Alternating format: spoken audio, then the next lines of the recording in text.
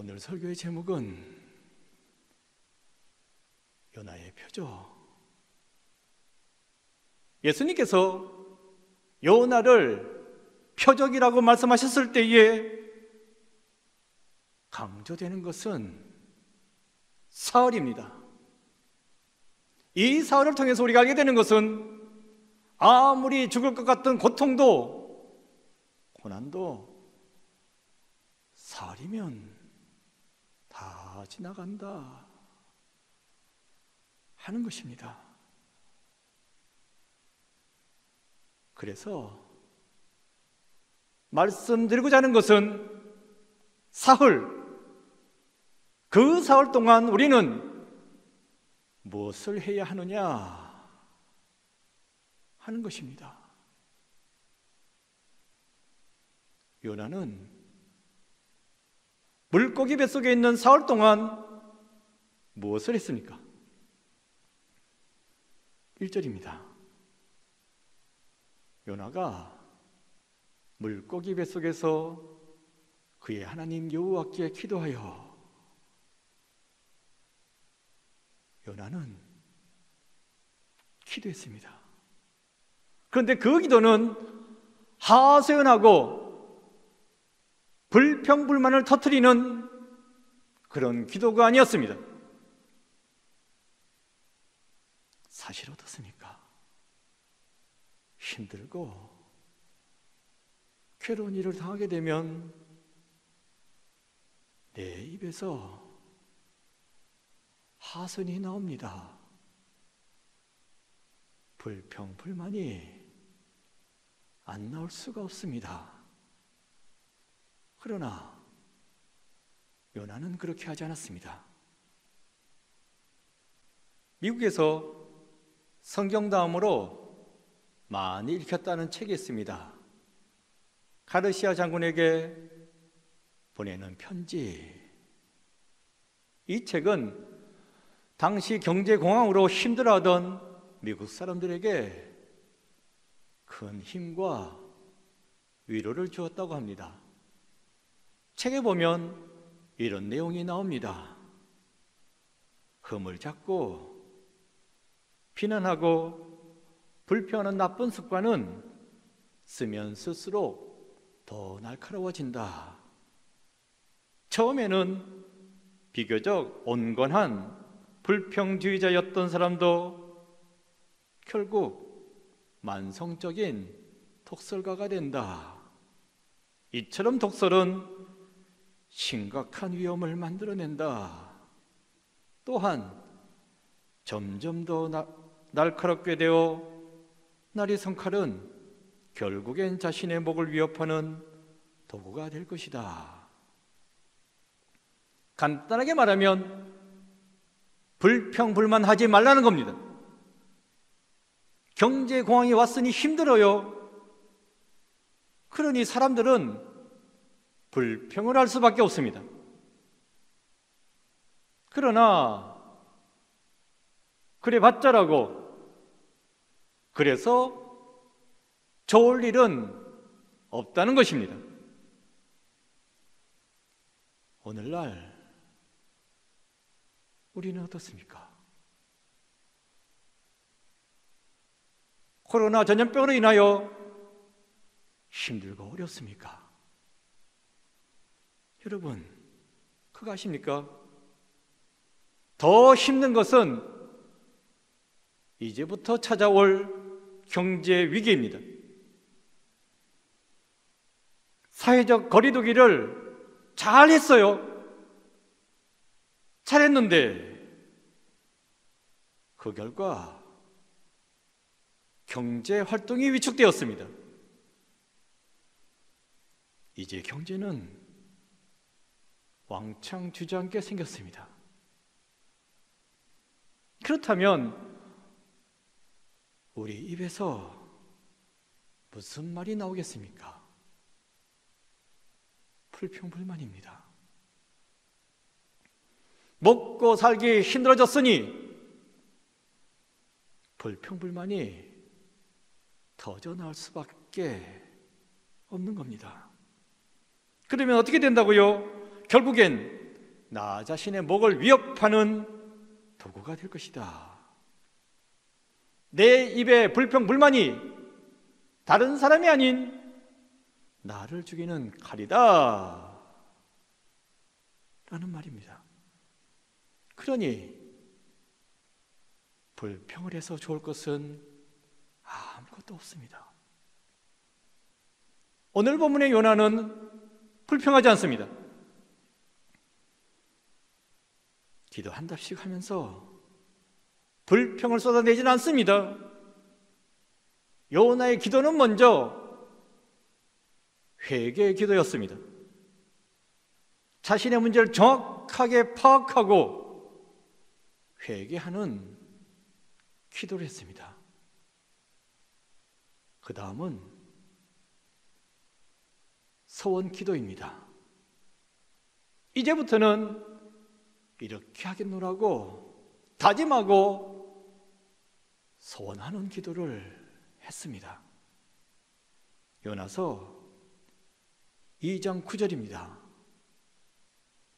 나는 감사하는 목소리로 주께 제사를 드리며 나의 소원을 주께 갖겠나이다. 구원은 여호와께 속하였나이다 하니라. 요나의 문제는 무엇입니까?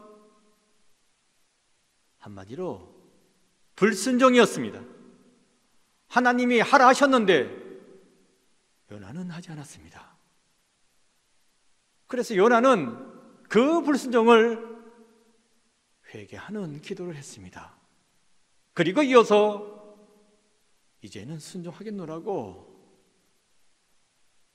소원하는 기도를 했습니다. 카네기 멜론 대학교의 컴퓨터 공학과 교수 랜디 포시 박사가 책을 썼습니다.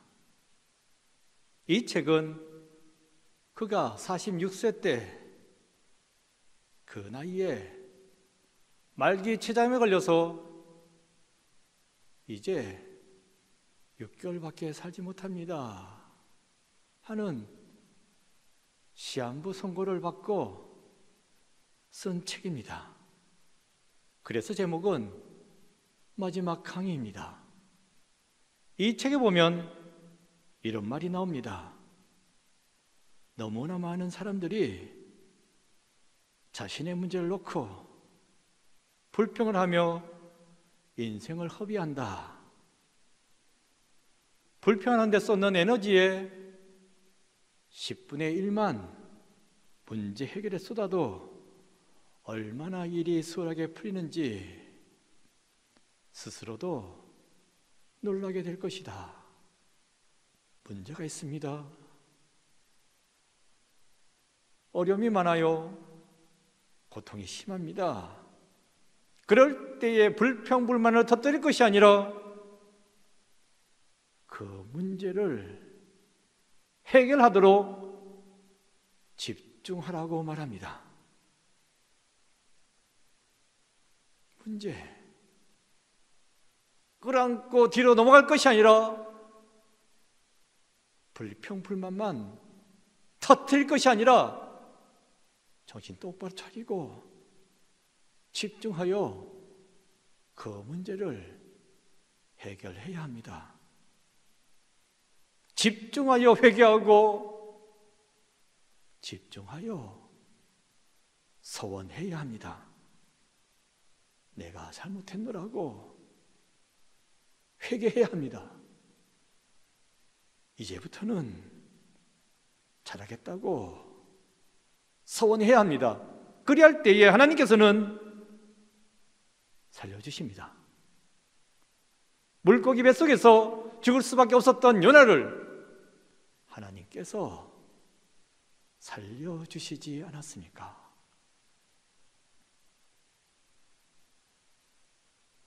오늘날 이 땅은 코로나19 바이러스로 인해 죽음의 세력에 눌려 있습니다. 혹시 감염될까 봐, 그래서 죽을까 봐 벌벌 떨고 있습니다. 이런 때에 우리가 무엇을 해야 되겠습니까? 요나가 물고기 뱃속에서 기도했듯이 우리도 기도해야 합니다. 죽음의 자리이지만 포기하지 않고 절망하지 않고 기도해야 합니다. 죽음의 권세를 깨뜨리고 부활하신 주님을 바라보면서 이 죽음의 두려움에서 벗어나도록 기도해야 합니다. 죽음의 세력이 더 이상 우리 발목을 잡지 못하도록 기도해야 합니다. 성도 여러분, 더 이상 우리는 죽음의 종이 아닙니다. 생명의 자녀입니다. 죽을 수밖에 없는 인생이었으나 이제 우리는 생명을 소유하게 되었습니다. 부활하신 주님으로 인해 우리는 생명을 소유하게 되었습니다. 그러니 우리는 더 이상 죽음에 벌벌 떨지 않습니다. 죽음 앞에서도 당당하게 힘차게 나아갈 수 있습니다. 이것이 부활신앙을 가진 자의 모습입니다. 오늘 비록 우리가 부활절임에도 교회에 나오지 못하고 각자 가정에서 온라인으로 예배드리는 가운데 있지만 그래도 우리는 부활하신 주님을 믿습니다. 성도 여러분, 믿으십니까? 주님께서 부활하셨다는 사실을 믿으십니까? 주님은 말씀하셨어요. 나는 부활이요 생명이니 나를 믿는 자는 죽어도 살겠고 무릇 살아서 나를 믿는 자는 영원히 죽지 아니하리니 내가 이것을 믿느냐? 믿으십니까? 이에 대한 성경에 나온 정답이 있어요. 주여 그러하여다. 주는 그리스도시요 세상에 오시는 하나님의 아들이신 줄 내가 믿나이다. 네, 믿습니다. 주님은 그리스도이십니다. 살아계신 하나님의 아들이십니다. 이 대답이 바로 나의 대답이 되어야 할 줄로 믿습니다. 오늘 부활절을 맞이하여 부활하신 주님을 확실하게 분명하게 믿는 여러분 되시기 바랍니다. 그 부활의 믿음의 반석 위에 서서 이 세상을 담대하게 힘차게 살아가시는 여러분 모두가 되시기를 간절히 축원드립니다. 기도하겠습니다. 부활하신 주님을 찬양합니다. 죽음의 세력이 짓누르고 있는 이 땅을 살고 있지만 온전히 부활하신 주님만을 믿고 담대하게 힘차게 살아가는 저희들 되게 하여 주옵소서. 육신을 갖고 있는지라 저희들은 연약합니다. 주여 긍휼히 여겨 주옵시고 지금 이 고난의 자리에서 기도하오니 주님 우리를 살려주시고 우리를 건져주시고 우리를 구원하여 주시옵소서. 조만간 이 모든 문제가 다 해결되고